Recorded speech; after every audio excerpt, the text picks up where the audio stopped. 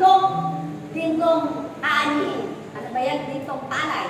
Na parang farmers na magtanim ka, magtitay ka, pagkatapos aanihin, tapos babayuhin, tsaka pa pala kakain. Ganon katagal ang pagtitiis at paghihirap ng isang farmers. Dahil tayo farmers, dito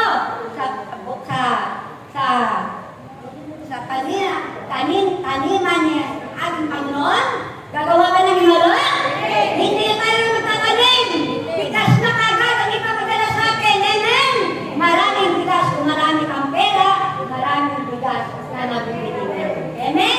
Palapakan po natin ang ating buhay. Ilan ka? Okay. Sino pa na? Ikaw na? Ilan? Gusto ko lang marinig na sabi natin na nasa ano ka ngayon?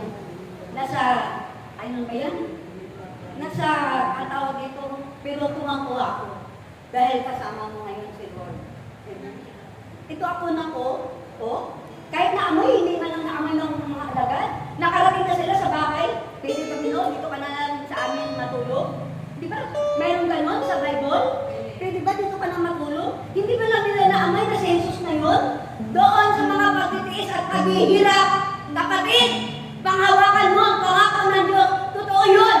Kung yun lang ang pamamaraan ng Diyos para matawag natin siya. Pero nagpaparamdam siya minuto, lalo dun sa mga pagtitiis. Kung malagpasan mo, pagpapala. Kung hindi mo malagpasan, balik ka sa nagpatuan.